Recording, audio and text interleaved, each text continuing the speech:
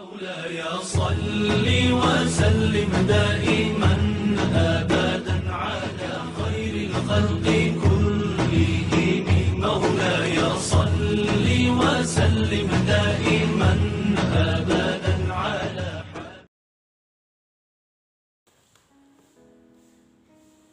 صلي وسلم دائما على أحمد صلي وسلم دائما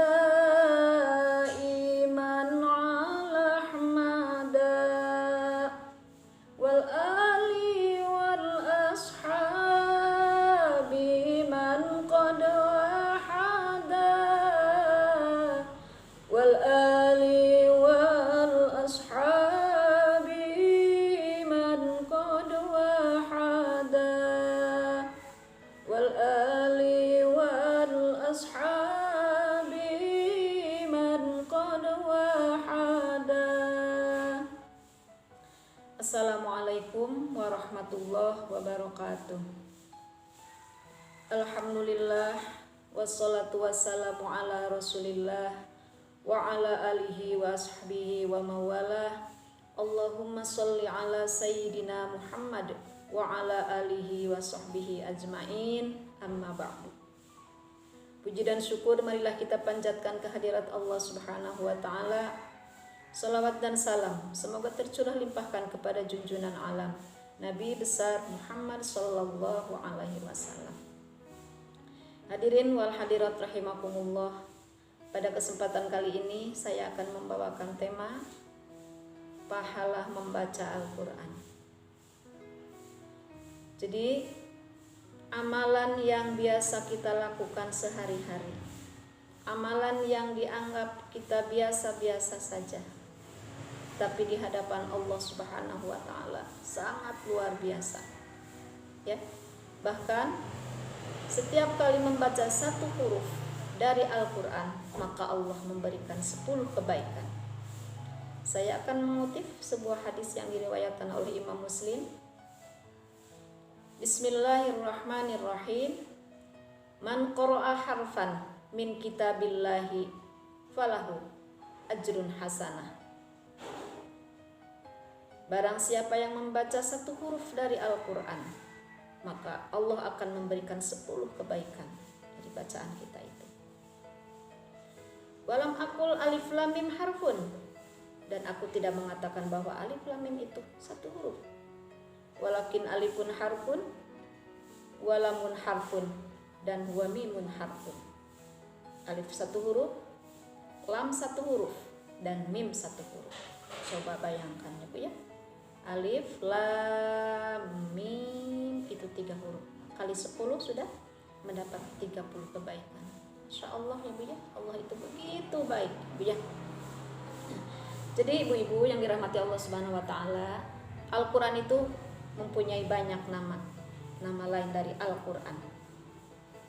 Ada Alkitab, An-Nur, Al-Furqan sebagai pembeda mana yang hak dan mana yang batil, mana yang benar dan mana yang salah. Juga ada Asy-Syifa, Az-Zikir, ada juga Al-Mau'izah, ya, banyak lagi. Bahkan ada 16 nama kata lain dari Al-Quran kalau nggak salah ya, kurang lebih. Ya. Jadi ketika kita membaca Al-Quran ya dengan baik dan benar, makharijul hurufnya diterapkan, dengung-dengungnya diperhatikan, panjang pendeknya diperhatikan. Di dalam Al-Quran, warattilil Qur'ana tartila. Bacalah Al-Quran dengan tartil, baik, benar gitu ya. Tentunya Ibu kalau ingin membaca Al-Quran dengan baik dan benar, maka kita harus memahami dulu ilmu tajwidnya Ibu ya.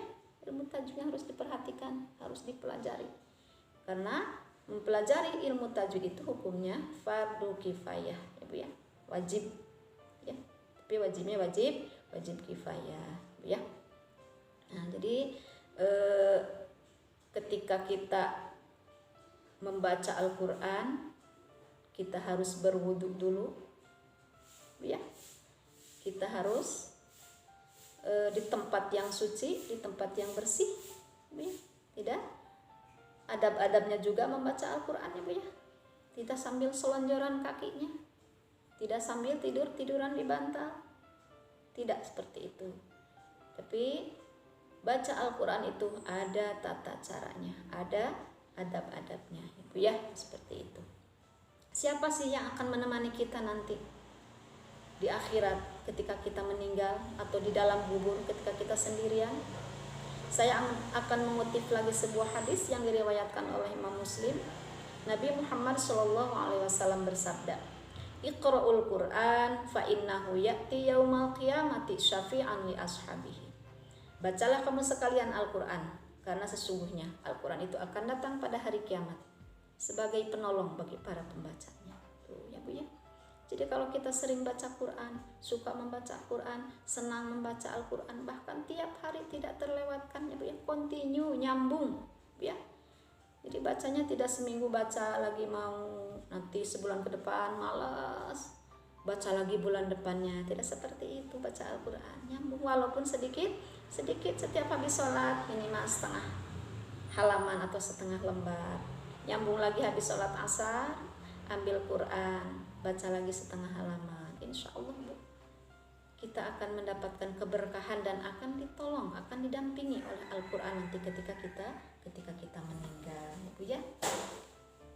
Jadi yang akan menemani kita nanti di akhirat itu adalah bukan saudara kita ya Bu ya, bukan teman kita, bukan istri, suami kita, bukan anak-anak kita. Allah berfirman di dalam surat Abasa ayat 34, saya akan bacakan. A'udzu billahi minasyaitonir rajim. Bismillahirrahmanirrahim. Yauma yafirrul mar'u min akhihi wa ummihi wa abihi wa sahibatihi wa banihi. Saudara kandung kita akan berjalan sendiri ya Bu ya.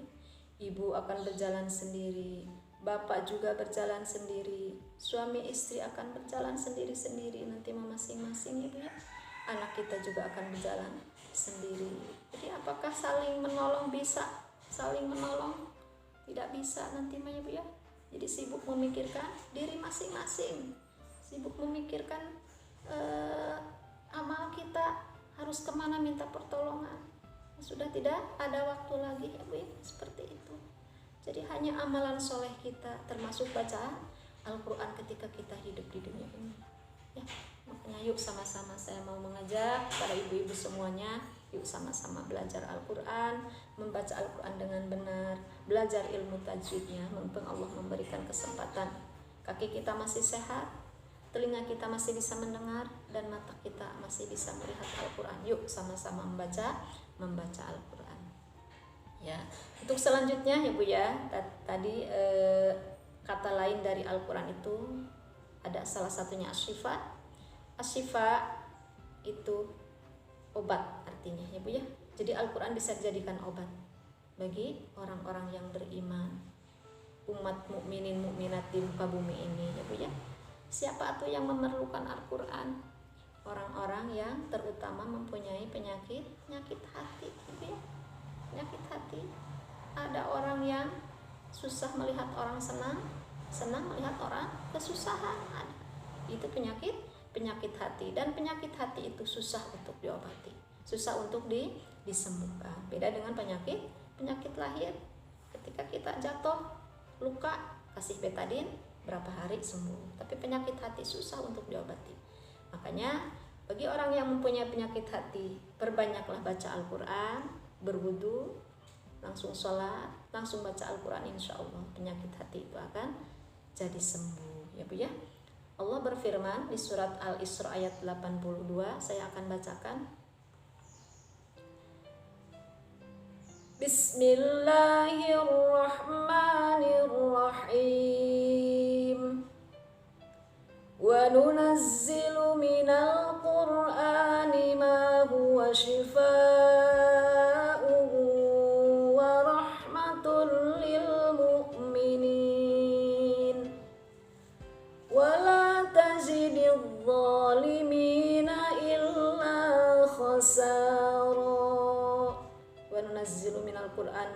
syifa, Allah menurunkan di dalam Al-Quran itu ada obat, wa rahmatul lil mu'minin, dan menjadikan rahmat bagi orang-orang yang beriman.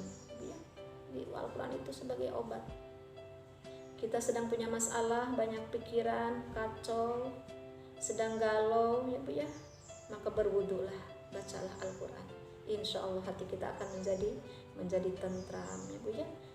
Wala tazididz zalimina illa khasara, bagi orang-orang yang zalim hanya kerugianlah yang akan diterima oleh mereka. Nauzubillah min dzalik. Nah, itu mungkin ya Bu ya sedikit ulasan dari saya. Mudah-mudahan ini yang salahnya itu kekurangan saya atau kebodohan saya sendiri, yang betulnya mudah-mudahan menjadikan berkah atau menjadikan amal soleh buat kita semua.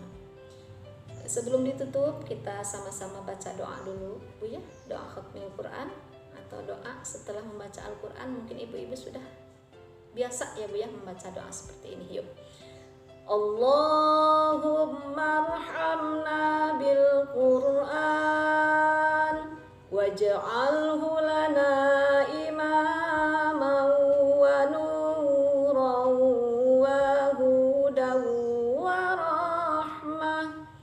Allahumma dzakirna minhu ma nasina wa 'allimna minhu ma jahilna warzuqna tilawatahu ana al-laili wa ana an-nahar waj'alhu lana hujjatan ya rabbal alamin. Ya Allah, sayangi kami dengan Quran. Bagi kami Quran imam, cahaya, petunjuk dan rahmat. Ya Allah, tegurlah kami bila melalaikannya, dan ajarkan mukjizat Al-Quran yang menjadi sumber rezeki sepanjang malam dan sepanjang siang hari. Jadikan Al-Quran perisai ya Allah Tuhan kami. Alhamdulillahirabbil alamin. Sekali lagi saya mohon maaf atas segala kekurangan dan kehilafannya. Tapi sebelum ditutup, saya akan berpantun dulu. Pohon talas tumbuh di hutan, pakai tali diikat benang. Kalau malas baca Al-Quran, hati kita tak akan tenang. Jalan-jalan beli rambutan, mampir dulu ke kota Mekah. Mari kawan baca Al-Quran, insya Allah membawa berkah. Nasrun minallah wa fathun qarib. Wabillahi taufiq wal hidayah. Wassalamualaikum warahmatullahi wabarakatuh. مولاي صل وسلم دائما